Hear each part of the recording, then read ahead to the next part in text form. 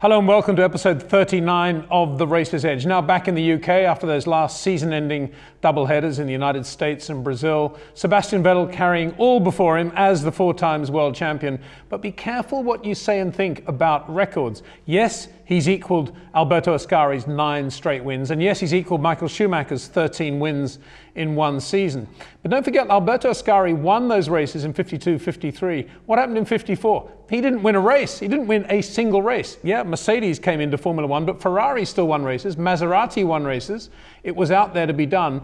And so let's hope that doesn't happen to Sebastian. But as I say, we shouldn't think too much about records. Of course, times are so different back then to today. Even comparing Sebastian's achievement with Michael's, I think very different. Michael's done at a time when effectively he had exclusive use of Bridgestone tyres. Yes, other teams were on Bridgestones, but they weren't front-running teams at that point. Sebastian did not have that advantage. Indeed, you could argue that the Pirellis were sufficiently variable in their performance race to race to make this a much harder task for him, regardless of how much grip and downforce he had on a regular basis. Then some of you will say, yeah, but Red Bull managed to persuade Pirelli to change the code and construction and compound of their tyres mid-season. Well, that's very true, but that's kind of what Ross Brawn and Michael did at Ferrari with Bridgestone, effectively giving themselves that exclusive use. And the result, I think, was more in Michael's favour, i.e. nobody quick on Bridgestones, and it was such a great tyre company as well, than it was, which is a rather more subtle move in the case of Sebastian Vettel. We can look at this year any number of ways. One of the most interesting things I thought in that Brazilian Grand Prix was Sebastian's tyre stop.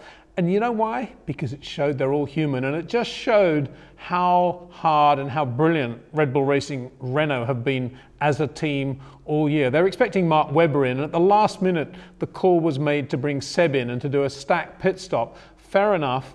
The mechanics caught slightly off guard there, but they got all the right tyres on Sebastian's car. Yeah, it was a long pit stop and it was a bit Heath Robinson, but they didn't mix up the tyres, and that's an easy thing to do in that situation, believe me. So that was very impressive, I think, to see that. And that's why if I was asked, so I'm asking myself actually, but and I hope you might agree with this, about the 3 personalities of the Formula One season that spring to mind, if we throw in as a proviso there that they can't be people in the news, faces that we know particularly well. Let's talk about some behind-the-scenes people that really did the job, total professionals, and were away from the limelight. My 3 nominations for that in 2013 would go number 1, Kenny Hankamer, the chief mechanic of Red Bull Racing. Number 2, I think I would nominate Rob White, the quietly spoken head of Renault Sport F1. And number 3, I think I would actually give it to Joe Bauer, who is the FIA technical delegate, who has the thankless task of basically running Parc Ferme and the scrutineering bay. I can't think of a more difficult job, actually. And Joe does that monosyllabically and with immense professionalism. So those 3 names, I think that we should look back, as we look back at 2013, we should remember those 3 and for the contribution they made to the season. So much more we can talk about there. One of the other things actually that I really liked after the Brazilian Grand Prix were the quotes from Heikki Kovalainen after the race. And this was very unusual, I thought, to have a Grand Prix driver actually admit to his own shortcomings and his own mistakes. And it was so revealing and so, I thought, humble that it would be worth reading it out. This is Heikki Kovalainen after the Brazilian Grand Prix. It has been a great opportunity to drive for Lotus F1, and I'm upset that I was not able to score points for them today. I think the car is great, but I was not able to unlock the pace and make the most of it. I made some mistakes, probably through lack of routine, but I was anticipating it would be easier to come back and race competitively than it actually was. My starts both here and in Austin were really poor, with procedural issues both times, meaning I wasn't able to keep pace with everyone off the line. That was disappointing, as it's such a big part of the race and it's very difficult to recover positions. I'd like to thank everyone at Lotus for all their support during these 2 races.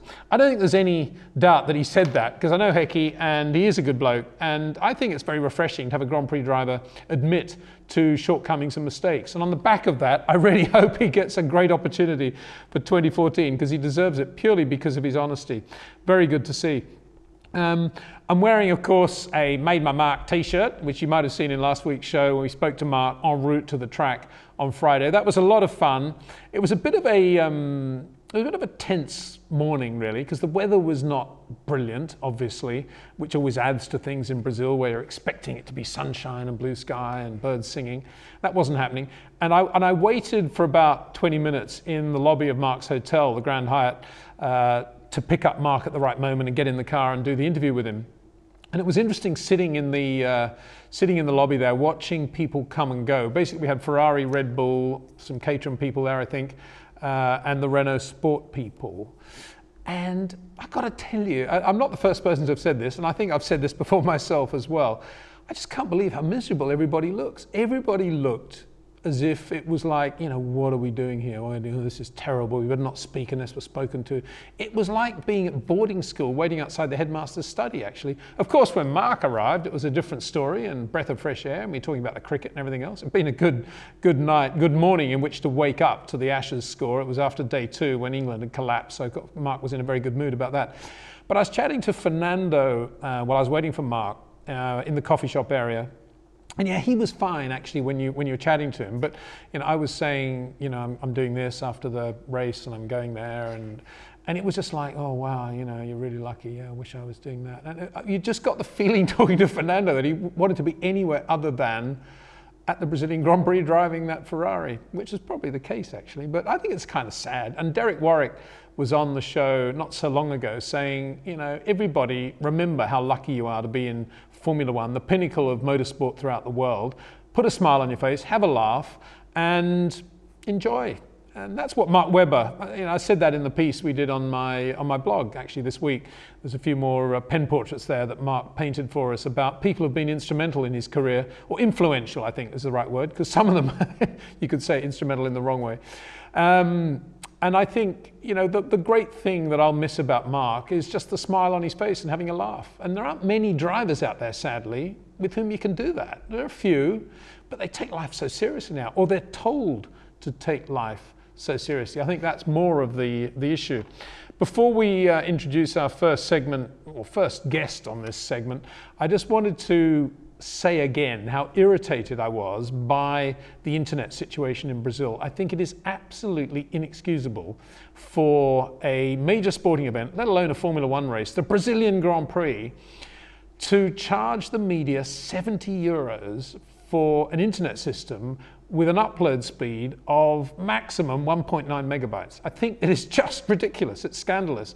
And I don't know in what way to approach this problem, whether to say in reality it behoves the Formula One teams and the Formula One economy to say on behalf of the journalists, this is scandalous, this should not be happening, because whether you like it or not, the internet is becoming part of Formula One's lifeblood. And if you don't make it easy for the media to get on and do what they hopefully can do quite well, then what hope is there? And I say that in the context of the America's Cup, which we've had recently, obviously a brilliant event, but even without that astonishing finish, kind of sad actually for New Zealanders, if I think about it, even without that, the way it was live streamed around the world, free to air, was a case study, I think, in how to run an international event. Now, I know what you're going to say. Formula One's big pile of money comes from TV rights sales, and none of that involves the internet, because there isn't any money in the internet. Well, it's not what you're going to say, but it's what some of the Formula One people say. And they're absolutely correct. When it comes to the big events, the Grand Prix, they are correct. But my point is that between the races, the Formula One show, the TV show, does not stop. Interesting today, I think, that McLaren have just announced that they have done a deal with Google Street Cameras to have free access through Google into the McLaren Technology Centre. I think that's quite a good move. It's kind of scratching the surface really on what we're talking about, but it's a good move because it shows that they are aware that the general public out there are not getting what they need between Grand Prix, and there is a show to be run. In McLaren's case, the reason I say it's scratching the surface is that what the cameras are going to do is have a look around the technology centre, and if you haven't seen it, have a look on Google. It's going to be brilliant. That lovely Foster and Partners design, architectural monument to all that is great about Ron Dennis. And you can have a look at the boulevard and the lineup of wonderful McLaren Formula One cars there. I think they could and should be going much further. Certainly the midfield teams could be, because where is the exposure now for a sticker on a midfield Formula One car?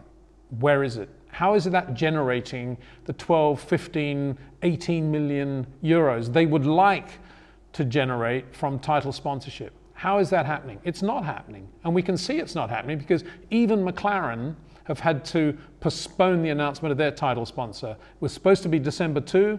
It's not going to be December 2, as I said in my F1 Racing column, or as I predicted in my F1 Racing column a couple of weeks ago. And the reason that's happening is because there's a lot of other stuff out there in the world now, apart from Formula One. Tobacco advertising no longer exists, and the world has changed. What Formula One needs to do, and this isn't the last time I'm going to say it, but I will say it here now again, is treat the championship as something that begins and ends on the 1st of January, ends on the 31st of December, and is a TV show that runs 24/7 throughout the year with 20, 21, 22, 18, whatever you want to call it, big events that are called Grand Prix races. But between that, if they want to have any sort of global exposure for that sticker on the side of a Sauber or a Force India, those teams need to do TV shows around their own involvement. And it can't be just looking at cars in a museum. It's going to have to be cameras coming in to the debrief room on a Monday afternoon after a Grand Prix and filming the engineers talking with the drivers, deliberating over what was the problem with the car. Of course, they cannot give away secrets. It's very easy with a decent producer and a decent director to make it look interesting. It's not difficult. The people are out there, the cameras, the sound are out there, and on the internet, it doesn't cost anything. So why are these Formula One teams not doing that? That's a question that I still don't have an answer to. And I tell you what, if they did that, they wouldn't be getting just their 1.3 million views that they get if they do a really expensive cutaway interactive of a car now. They'd be getting 10, 15, 20 million views if they did it on a regular basis, live streamed, and it was real people trying to solve real engineering problems.